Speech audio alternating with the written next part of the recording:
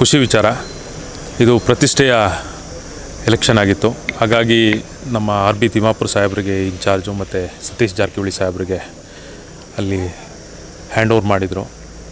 ತುಂಬ ಅತ್ಯುತ್ತಮವಾಗಿ ಅವರು ಕೊಟ್ಟಿರುವ ಕರ್ತವ್ಯವನ್ನು ನಿಭಾಯಿಸಿ ಒಂದು ಗೆಲುವನ್ನು ತಂದುಕೊಟ್ಟಿದ್ದಾರೆ ಆರ್ ಬಿ ತಿಮ್ಮಾಪುರ ಸಾಹೇಬರು. ಅವರು ಬೆನ್ನೆಲುಬಾಗಿ ನಾವೆಲ್ಲ ಅಲ್ಲಿ ಕ್ಯಾನ್ವಾಸ್ ಮಾಡಿದ್ದೀವಿ. ಸೊ ಹಂಗಾಗಿ ಇದು ಕಾರ್ಯಕರ್ತರ ಗೆಲುವು ಮತ್ತು ನಾಯಕರ ಗೆಲುವು ಅಂತೇಳಿ ನಾನು ಹೇಳ್ತೀನಿ. ಇದು ಬಿ ಜೆ ಪಿ ಪಕ್ಷ ಅಂತಲ್ಲ, ಬೈ ಎಲೆಕ್ಷನ್ನು ಉಪಚುನಾವಣೆಗಳಲ್ಲಿ ಇವೆಲ್ಲ ಸಂದೇಶಗಳು ಬರೋದು ಸಾಮಾನ್ಯ. ಅದನ್ನು ಯಾರೂ ಅಷ್ಟು ಸೀರಿಯಸ್ಸಾಗಿ ತೊಗೋಬೇಕಾಗಿಲ್ಲ. ವಾಸ್ತವತೆ ಕಾಂಗ್ರೆಸ್ ಗೆದ್ದಿದೆ ಅಷ್ಟೇ. ಇಡೀ ಕರ್ನಾಟಕನೇ ಸಂಭ್ರಮ ಮಾಡೋಂಥ ದಿನ ನಿನ್ನೆ.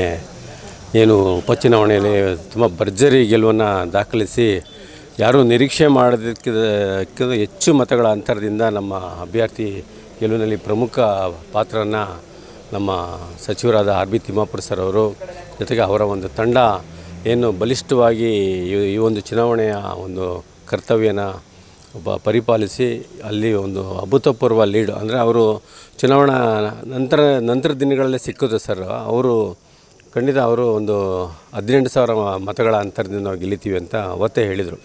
ಇವತ್ತು ಏನು ಅವರ ನಿರೀಕ್ಷೆಗೂ ಮೀರಿ ಹೆಚ್ಚು ಮತಗಳ ಅಂತರದಿಂದ ಗೆದ್ದಿರೋದು ನಿಜಕ್ಕೂ ನಮ್ಮ ಇಡೀ ತಂಡಕ್ಕೆ, ಅದರಲ್ಲೂ ಕರ್ನಾಟಕ ಶಕ್ತಿ ಕೇಂದ್ರದ ಬೆಂಗಳೂರು ನಗರ ತಂಡ ಮತ್ತು ನಮ್ಮ ಎಲ್ಲ ಸಹ ಮಿತ್ರರು ಅದರಲ್ಲೂ ವಿಶೇಷವಾಗಿ ನಮ್ಮ ಸಂತೋಷ್ ಕುಮಾರ್ ಸರ್ ಮತ್ತು ನಮ್ಮ ಲೋಕೇಶ್ ಸರ್ ಅವರು, ಆ ಒಂದು ನಮ್ಮ ಸರ್ ಹೇಳಿದಾಗೆ, ಗುರುದತ್ ಸರ್ ಹೇಳಿದಾಗೆ ತುಂಬ ಉರಿ ಬಿಸಿಲಲ್ಲಿ ನಾವು ಹೋಗಬೇಕಿತ್ತು. ಅನಿವಾರ್ಯ ಕಾರಣಗಳಿಂದ ನಾವು ಅಲ್ಲಿ ಹೋಗೋಕ್ಕಾಗಲಿಲ್ಲ. ನಾವು ದಾವಣಗೆರೆಯಲ್ಲಿ ಚುನಾವಣಾ ಪ್ರಚಾರಕ್ಕೆ ಹೋಗಿದ್ವಿ. ಇಲ್ಲಿ ಏನು ನಮ್ಮ ಸಂತೋಷ್ ಕುಮಾರ್ ಅವರು ಮತ್ತು ಇವರು ಒಂದು ವಾರ ಅಂದರೆ 4-5 ದಿವಸದ ಮಟ್ಟಿಗೆ ಅಂತ ಹೋಗಿದ್ರು.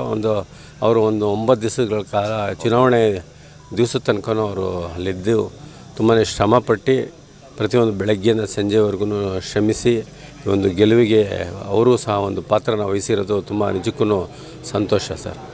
ಈ ಒಂದು ಸಂಭ್ರಮಾಚರಣೆ ನಾವೆಲ್ಲರೂ ಭಾಗಿಯಾಗಿರೋದಕ್ಕೆ, ಆಮೇಲೆ ನೆನ್ನೆ ಅಲ್ಲಿ ಸ್ಥಳದಿಂದನೇ ನಮ್ಮ ಆರ್ ಬಿ ತಿಮ್ಮಾಪುರ ಸರ್ ಅವ್ರಿಗೆ ನಾವು ಕರೆ ಮಾಡಿ ಅಭಿನಂದನೆ ತಿಳಿಸಿದ್ವಿ. ಅವರು ಅಲ್ಲಿಂದನೇ ಒಂದು ಅಭಿನಂದನೆ ಒಂದು ಕ್ಷಣಗಳನ್ನ ಹಂಚ್ಕೊಂಡ್ರು ನಮ್ಮ ಜೊತೆ. ಅದಕ್ಕೆ ನಮಗೆಲ್ರಿಗೂ ತುಂಬ ಸಂತೋಷವಾಗಿದೆ.